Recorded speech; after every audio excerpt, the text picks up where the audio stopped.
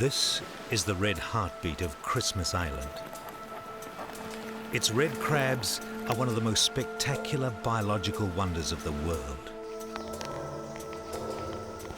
Each year, for countless thousands of years, they have mass migrated in their tens of millions from the forests down to the shore to spawn.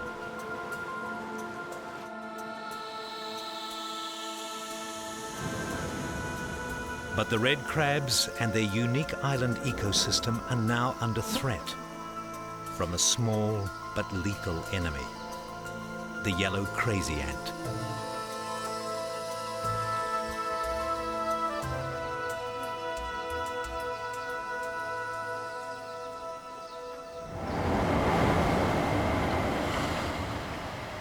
Christmas Island is in crisis. It is facing a threat as alarming as any in its turbulent past. Born of an ancient volcano, then uplifted and immersed many times, Christmas Island now survives as a rugged, isolated island in the Indian Ocean far to the west of Australia. Over millennia, this isolated island grew into a haven and breeding place for sea creatures and sea birds.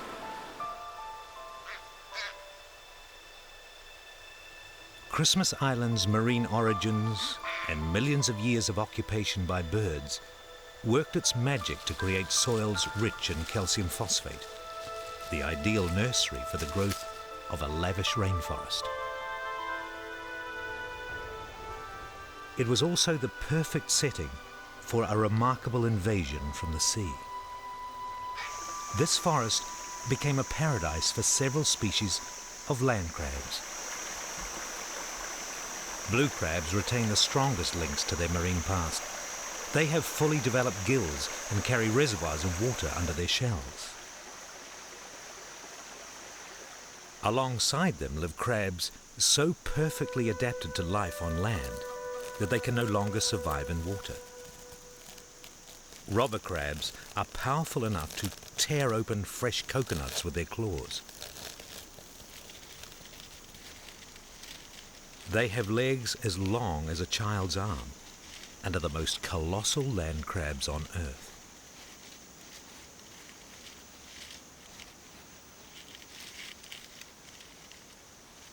But big as they are, robber crabs do not dominate the forest floor on Christmas Island.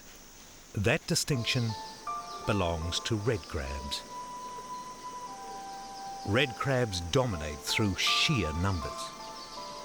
There are between 80 and 120 million of them living on this small island, and their burrows are everywhere. As they dig their burrows, in their slow, methodical way, they cultivate the forest floor, tilling the soil, aerating and replenishing it.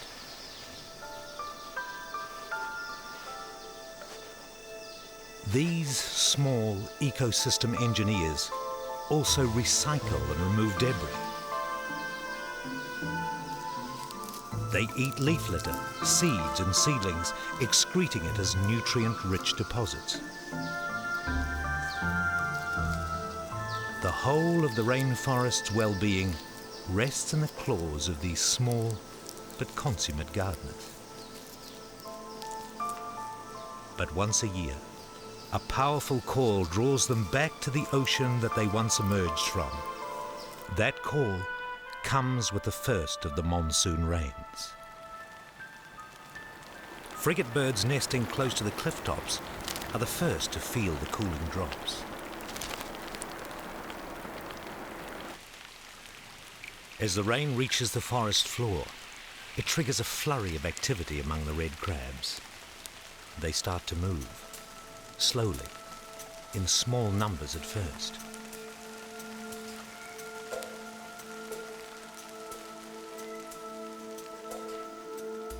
But within a few hours, the movement has spread around the island and the annual migration back to the ocean is underway.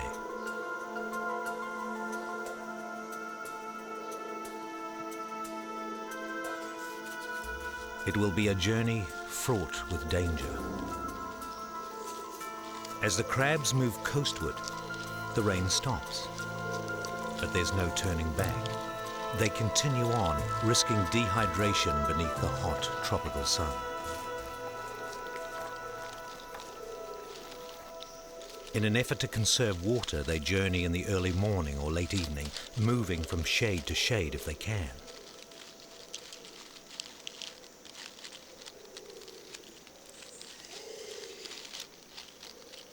But there's one place that offers no shade, only danger. Roads crisscross the island, and most migrants must cross at least one.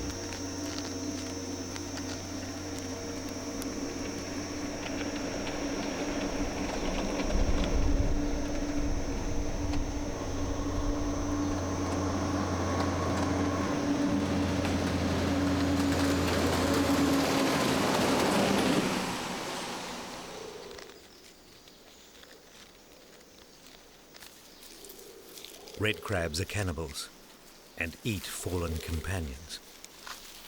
For these gardeners are also meat eaters and will dispose of any carrion in the forest.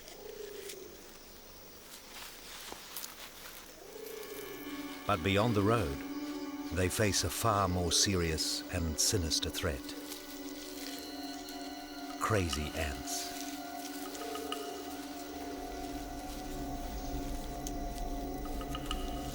The ants attack, finding chinks in the crab's seemingly impenetrable armor. They have no defense against the ferocity of the onslaught.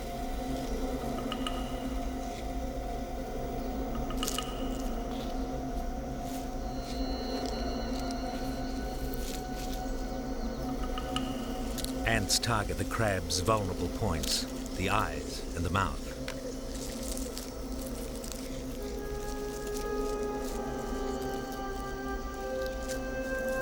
They swing their abdomens forward, spraying deadly jets of formic acid. The acid attracts still more ants. Escape is impossible.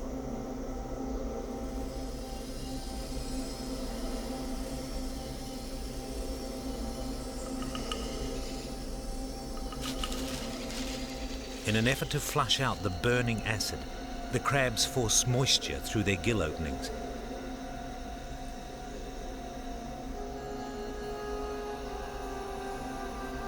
It creates a mass of froth, but it's a futile attempt at self-preservation. It only dehydrates and distresses them, and they slowly die. Crazy ants killed an estimated 3 million red crabs in 1 year, and now scientists are investigating how to stop the ants.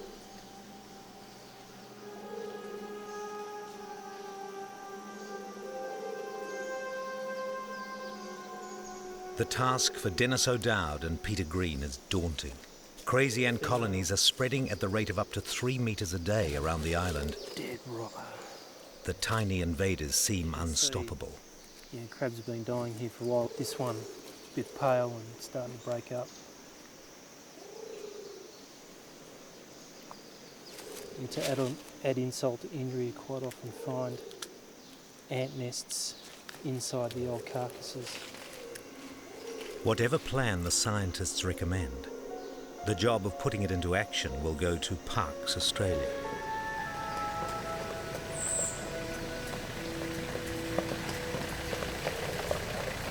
Park manager Max Orchard and his team are responsible for the maintenance of the national park that covers 2/3 of Christmas Island. Tree falls are relatively common, and any that block roads or tracks are cleared away immediately.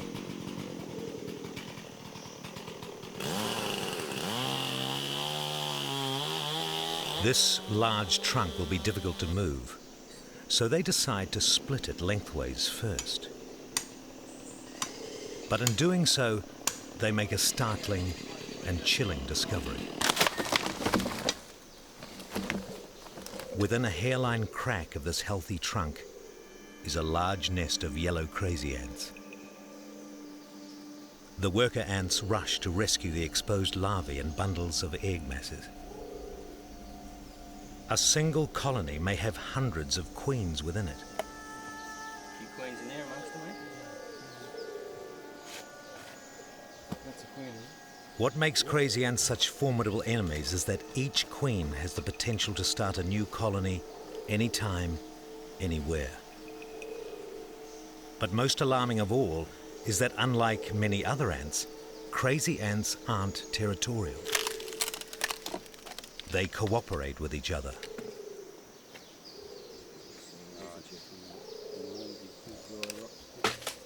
What appear to be separate colonies is in reality a huge supercolony that acts and works as one vast, slowly expanding army of devastation. To better understand the crazy ant offensive, scientists are trying to track the spread of the colonies. But parts of the rainforest are almost impenetrable, and tracking them will be exceedingly difficult. Okay, well, we've lost all. Global Positioning System by Satellite, or GPS, Okay. is one technique being trialled. Yeah. But there's a problem. Even in the less dense areas, signals can't penetrate the forest canopy. Another solution must be found if the crabs and rainforest are to be saved.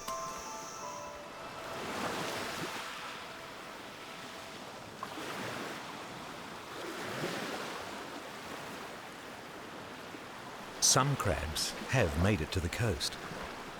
Their reduced numbers show the huge toll the crazy ants are taking. There's usually millions of crabs here.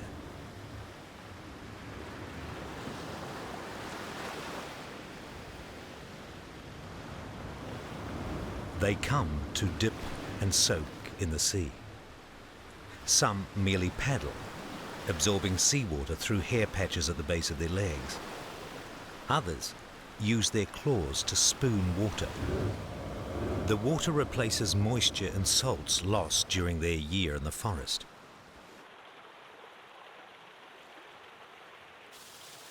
The intense heat and lack of monsoon rains has left many crabs dehydrated.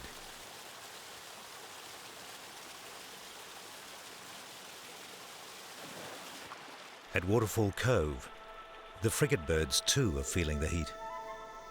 They pant and fan their wings in an effort to stay cool. Fresh water from the spring floats on top of more dense seawater, and the frigate birds skim the surface to drink.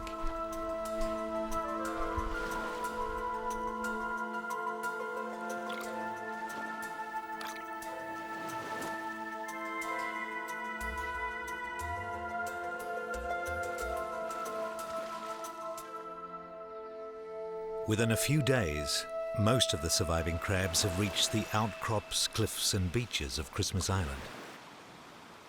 Places like Greta Beach are the most dangerous for crabs to dip. There's little to hold on to, and they risk being swept out to sea, where they will drown.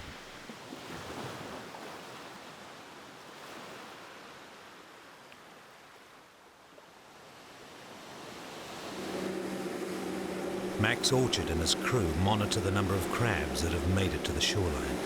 In previous years, it's been one of the major spawning spots, but this year there's no crabs there at all. Wherever there are ant colonies on the terraces above the shore, few crabs have made it through to the coast. Oh, you're starting to get crabs again now. Oh, yeah, it's quite reasonable numbers there on that overhang. But the bright splashes of red are few and far between. The ants have taken a heavy toll. Wherever they claim territory, they annihilate all other living things. A young emerald dove fallen from its nest is doused with burning acid around its eyes and beak. It has no defense and will soon be dead.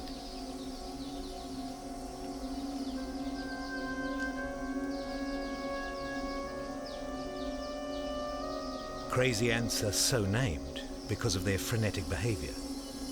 They originated in Africa and have been accidentally spread throughout the tropics by human activity.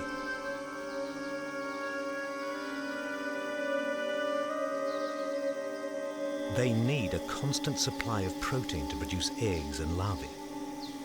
Nothing survives these coldly efficient workers.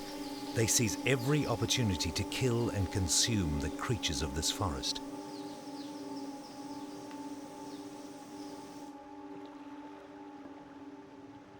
The last of the crabs have finally arrived. For some, it's been a long trek that's taken many days. Here, they can at least rest for a time and dip in the replenishing waters.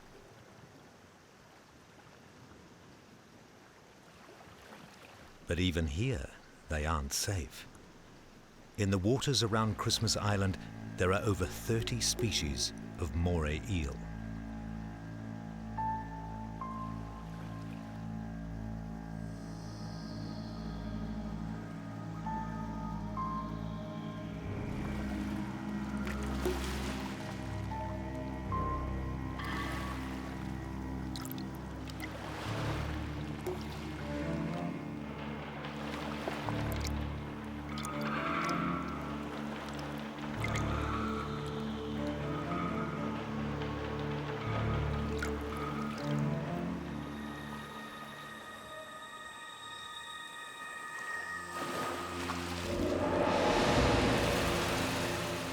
When it seizes a crab, the eel ties itself in a knot, pulls the crab through its coils, crushing and peeling off its shell all in one fluid movement.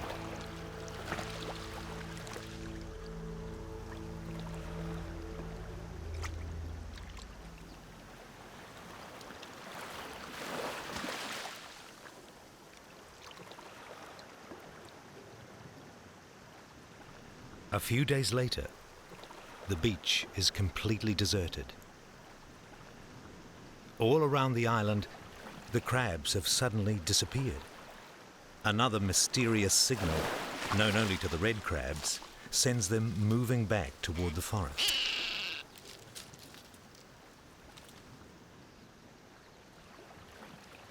As they climb the limestone cliffs, some pass the nests of red-tailed tropic birds, where they must pay a heavy penalty for the crime of trespass.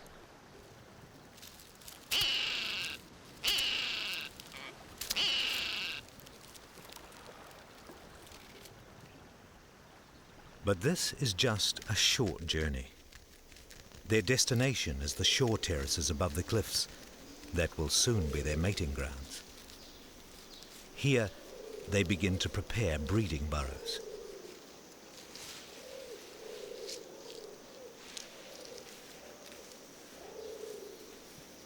The male's claws, which so delicately spooned water, now move piles of dirt as they dig the burrows that will attract females.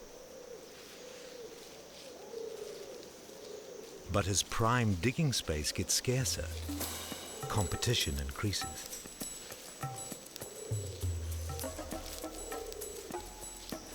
Fights are more bluff and bravado than brute force. It's rare that males are seriously injured, and lost limbs usually grow back during the following year's molt.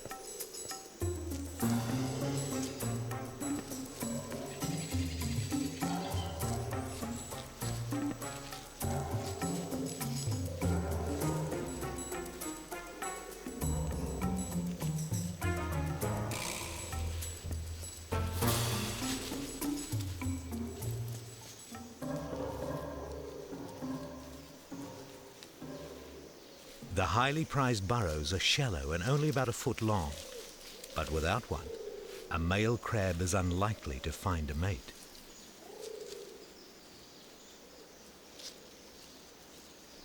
These crabs usually avoid the heat of the sun, but the time of migration is an unusual time, and their behavior is driven more by hormones than the need for comfort.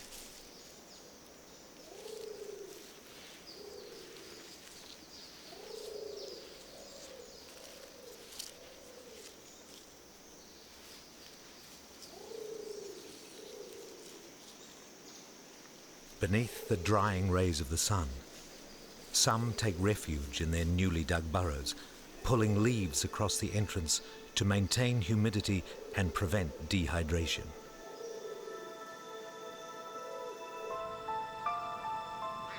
Rising winds herald the return of the monsoon. As the winds increase, young boobies and frigatebirds fly the updrafts above the cliffs before the rains take hold.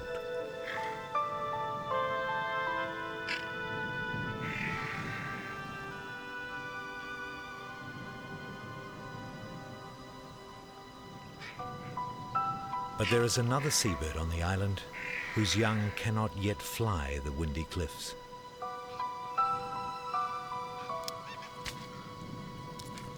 The monsoon rains sweep up and over the limestone ramparts, drenching the rainforest. In a nest high in the canopy sits an abbot's booby chick. Though 6 months old and fully feathered, it does not yet fly. It waits for its parents to bring food from far-off feeding grounds.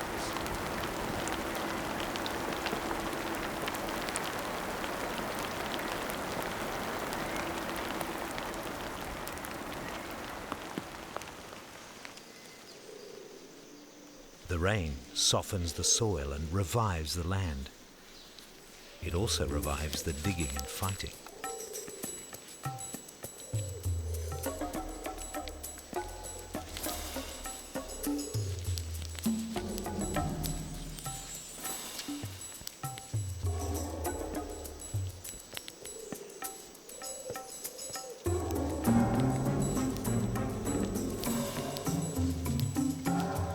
As the tempo of fighting increases, the females begin to move among the breeding burrows. Mating season has finally begun. Though red crabs usually mate underground, in these cooler, damper conditions, some are seen in the open.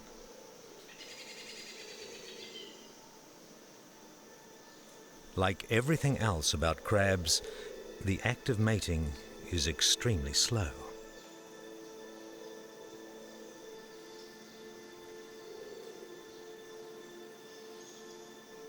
A coupling embrace can last up to 25 minutes, after which the female moves underground to fertilize and incubate her eggs. The males, however, immediately begin the long journey back to the forest plateau.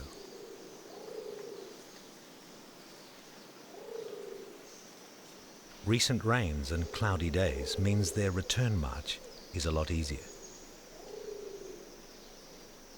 They retrace their steps up the same valleys and across the same piece of road that brought them down to the shore. But on the return journey, some crabs find that their path is not as clear as it was a few weeks ago.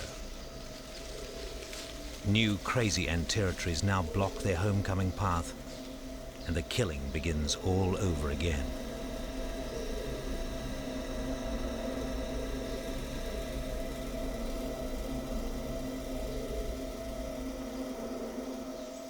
A day later, these killing fields have turned into a morbid feast to which blowflies are attracted.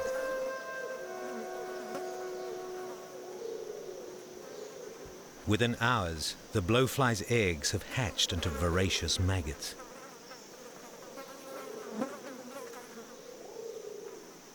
But the ants do not tolerate these intruders.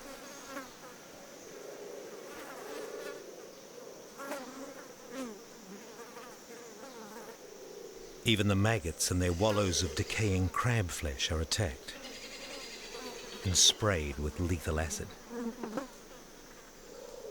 They will soon become more food for the masses of larvae in their colonies.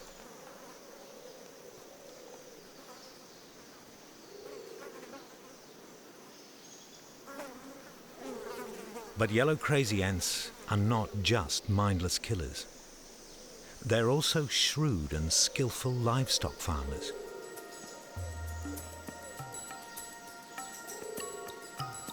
Crazy ants farm scale insects.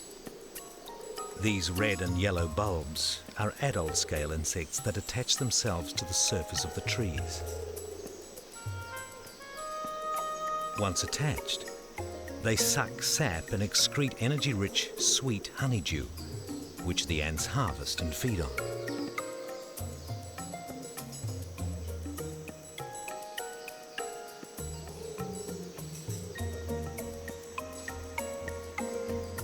Wherever in the world these ants are found, their livestock is always close by. These two creatures have developed a close relationship. The ants take the scale to new pastures, and the scale rewards the ants with honeydew. These are a different species of scale insect, but they're farmed in the same way. But the ants have another strategy to increase both honeydew production and their own population. They move young scale insects high into the branches. This helps increase the range of both scale insects and ants. Having an abundant food supply up in the trees means the invaders can spread there too. When the abdomens of the worker ants are full, they pass the honeydew they have harvested to other workers. Scientists hope that if they can find a poison the ants will accept, it will eventually be spread in this manner.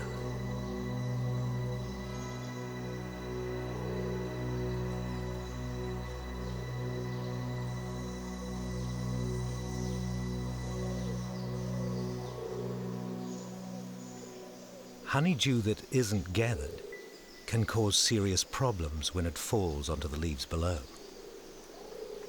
It creates a sooty mold that covers the leaves, stopping them from harvesting energy from the sun, which can cause parts of the trees to die.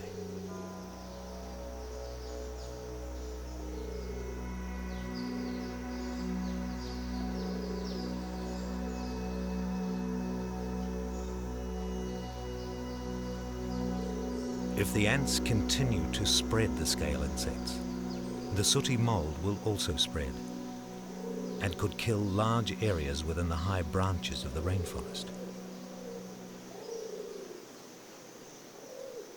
Increased canopy dieback would have a devastating effect on the creatures that live there, especially Abbott's booby. Abbott's booby was once widespread on islands of the Indian Ocean. Christmas Island is now the only place left in the world where they still nest and breed.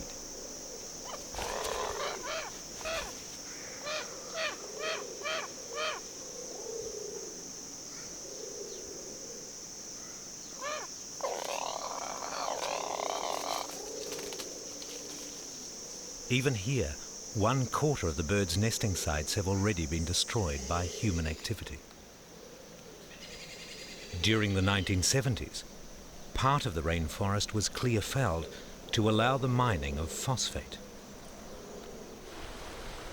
The phosphate rock is mined and then ground to dust to be exported as fertilizer.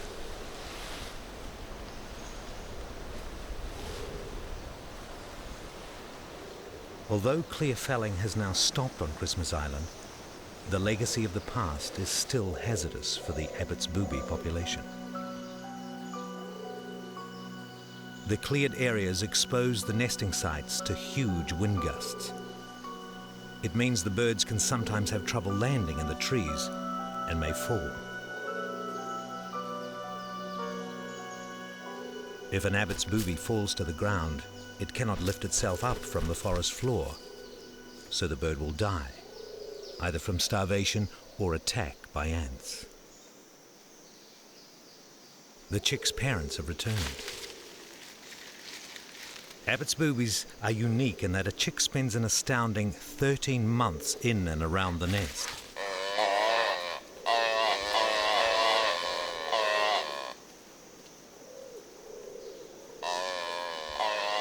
At a time when most of the island's young seabirds are feeding themselves, the monsoons and a shift in coastal fish populations prevent the chick from foraging at sea, so young birds remain dependent upon their parents for food. Because of the long time spent raising a single chick, Abbott's boobies only breed at best every 3 years, and on average produce one independent offspring every 5 years.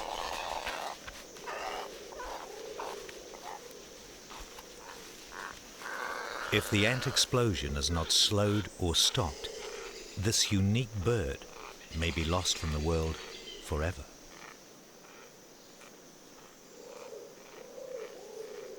Two weeks have now passed since the crabs mated.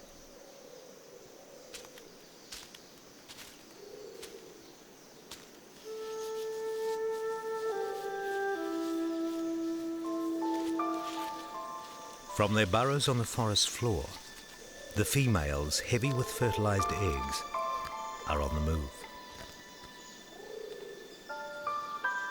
Within each brood pouch are up to 100,000 eggs, and within each egg beats the heart of a tiny crab.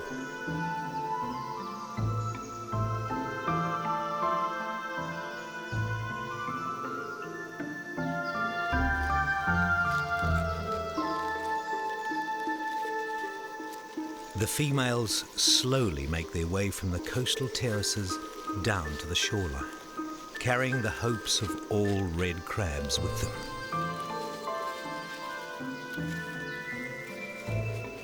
As they travel, their movements are made more cumbersome by their precious loads.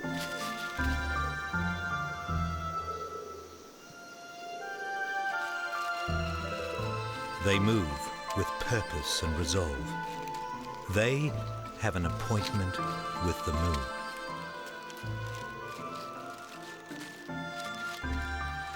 Their eggs will only be released to the ocean at a particular confluence of moon and tide.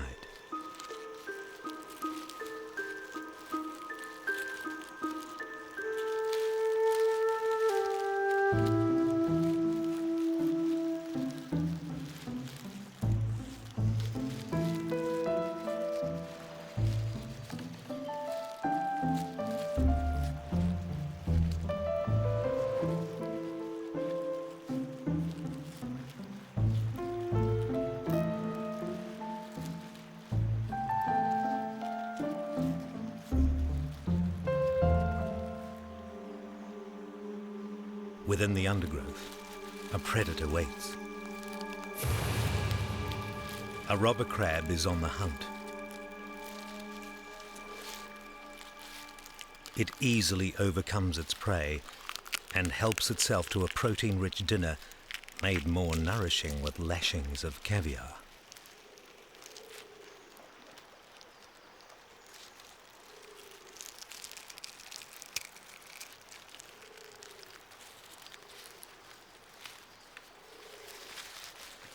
All around Christmas Island, the red heart beats to the same rhythm as the females move to the sea.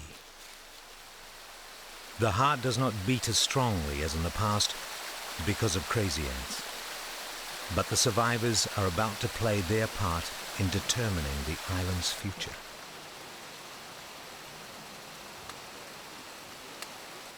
Most females make it to the safety of the shore, where they dip, washing the mud of the burrows off their shells. But their eggs are not released. It is not yet time.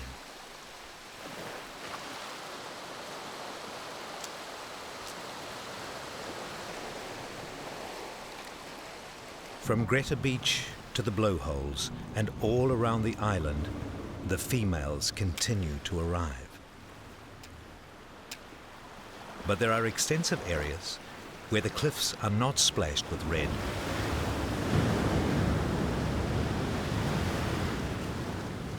More evidence of the huge devastation being caused by the ants.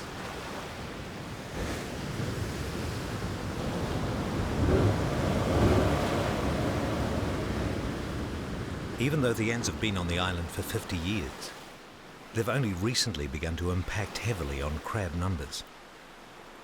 How much longer can the crabs sustain such heavy losses?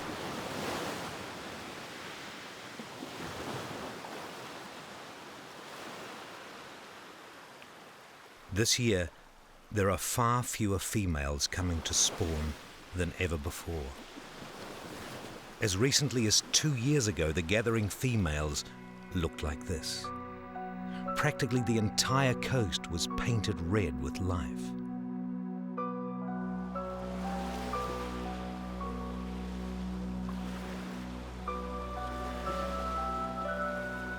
Max has been monitoring the migrations for years. This is one of the smallest gatherings he's ever seen, and he's most concerned for the crab's survival.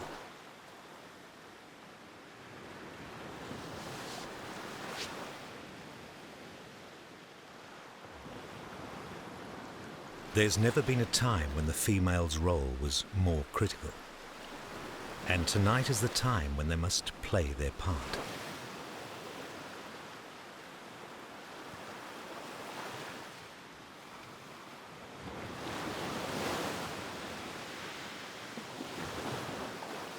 As the day lengthens, the female crabs wait. Tonight is the night of the neap tide, the smallest difference between high and low.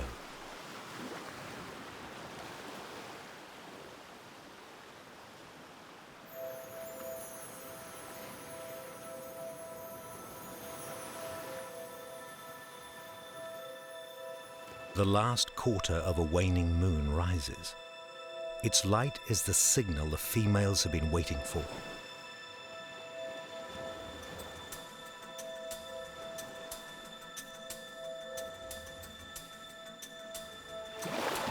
As each female reaches the water, it's as if she's raising her limbs in an ecstatic dance of life as she offers her eggs to the ocean.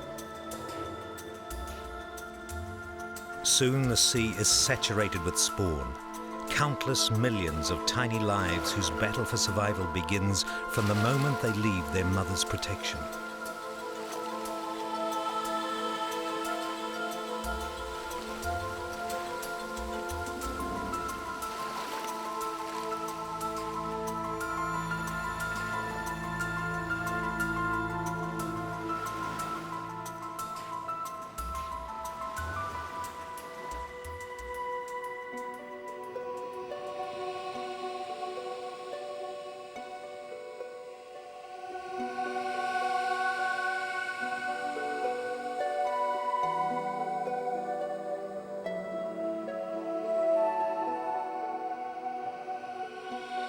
As soon as the eggs are released, they hatch, and masses of larvae or megalopae swarm the shallows.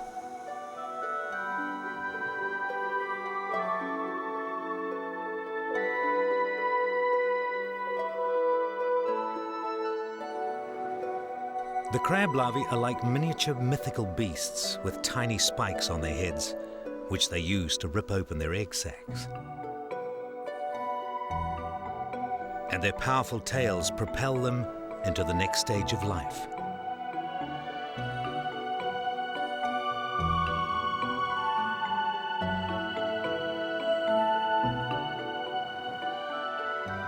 The crab larvae will go through several life stages before they come back to the land.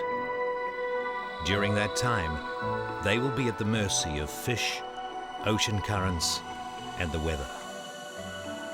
Only when the survivors return to land in 3 or 4 weeks will the success of the spawning be known.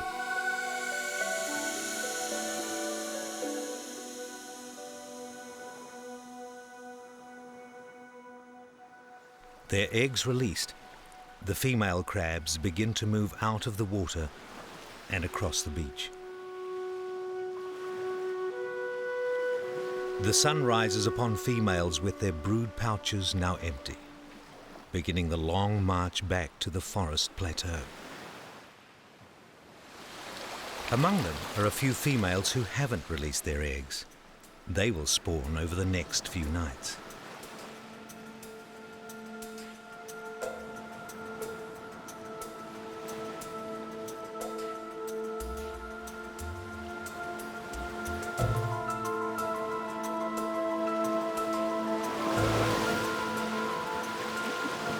Some of the crabs dip in the ocean one last time before returning to the forest for another year.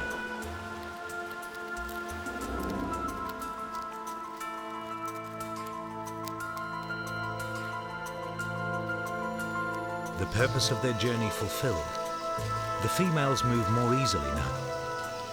It's been a month since they began their migration.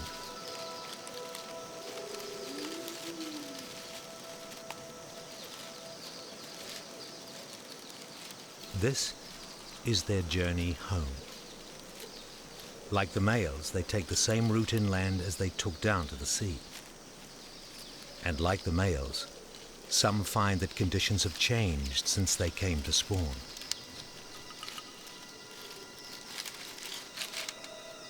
Crazy ants have invaded the burrows on the lower slopes.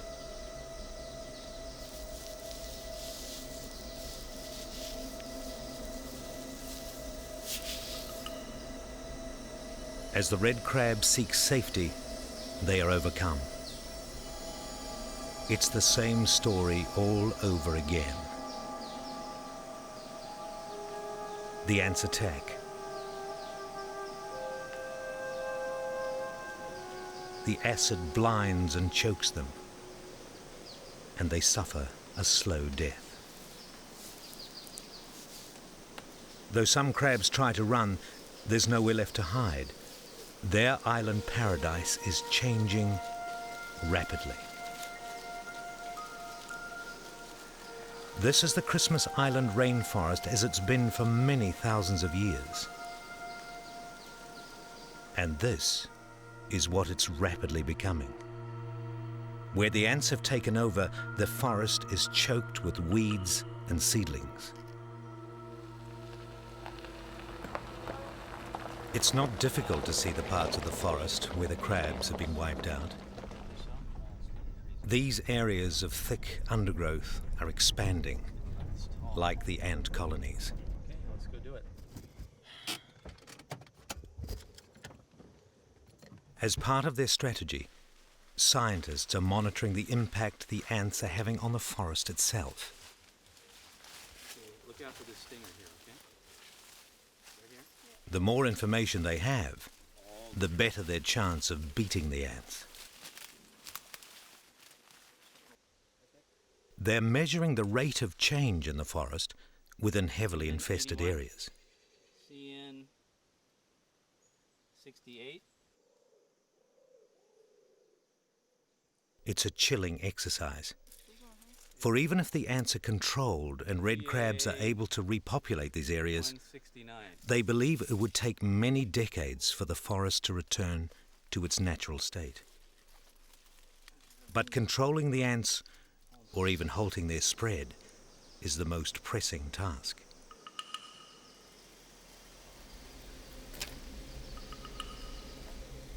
The key to stopping their spread will be in understanding their behavior and, most importantly, working out exactly how workers cooperate by passing on information and food to other members of the colony.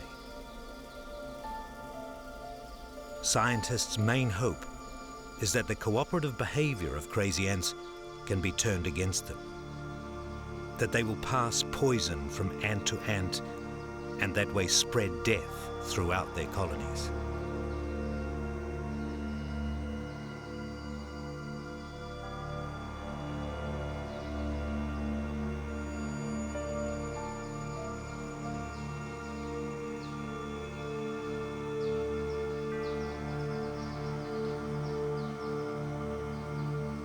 There are several highly effective ant poisons in use around the world, but finding the right bait or attractant for the conditions on Christmas Island would prove a lot more difficult. As the ants forage for food, they pass through sites where poison has been laid.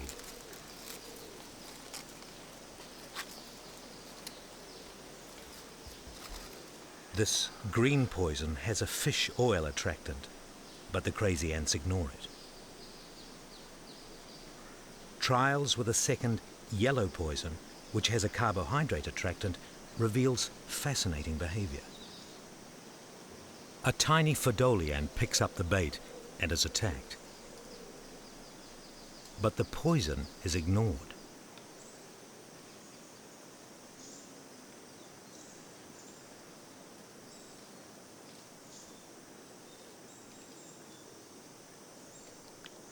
Then a second Fadoli tries, in vain for the bait. Finally, a third group claims the poison. Again, the crazy ants attack.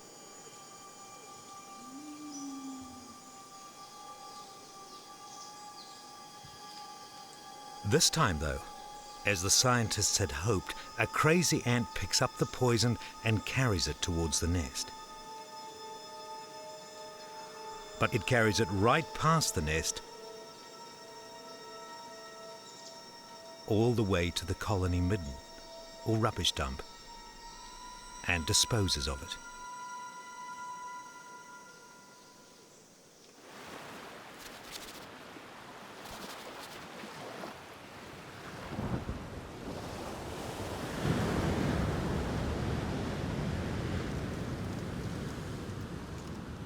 As the storm of the ant invasion builds on land, the weather deteriorates out at sea.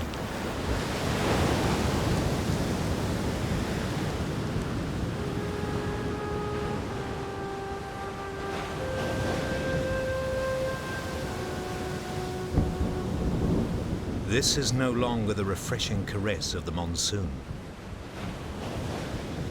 Christmas Island has caught the edge of a full-blown tropical cyclone.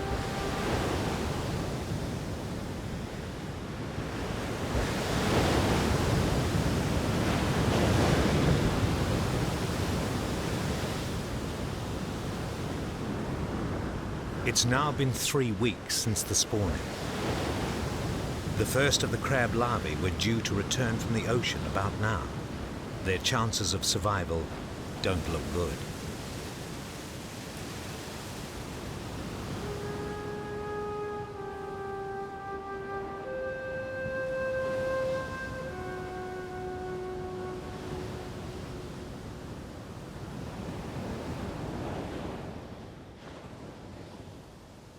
Finally, the storm recedes. Its damage done.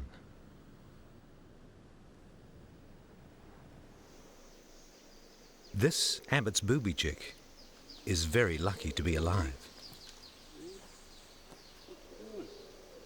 It was swept from its nest in the gale-force winds and was brought to Max before the ants or starvation could take their toll. He will care for it for at least 6 months, until it is ready to take wing and roam the vast oceans far from Christmas Island.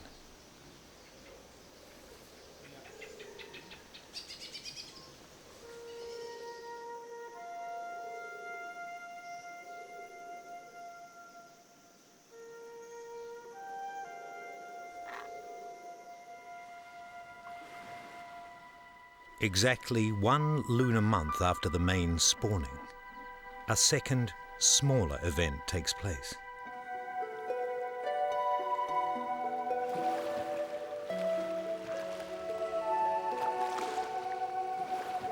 There are fewer females this time, but they perform the same ritual, the same dance of life. The red crabs have one more chance at sustaining their numbers this year.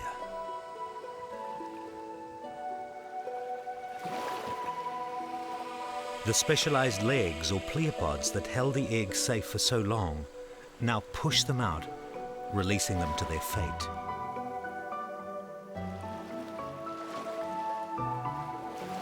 One crab's misadventure is another's hearty meal.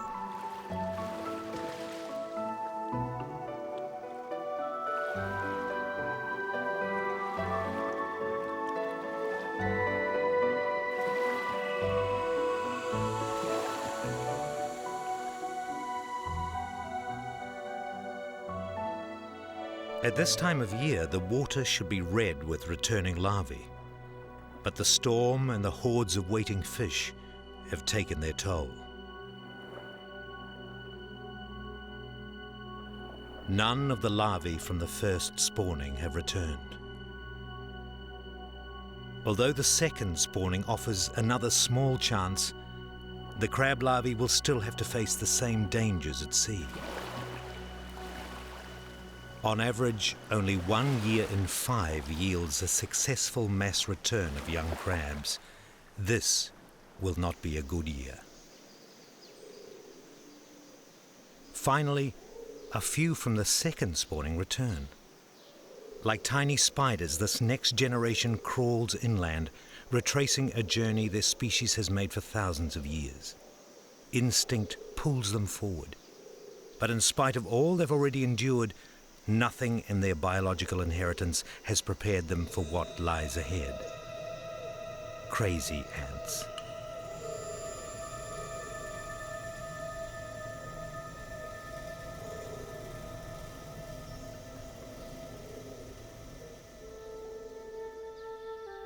This is an island in crisis. Scientists already know that exterminating the ants will be almost impossible. And the very best they can hope for is a partial victory.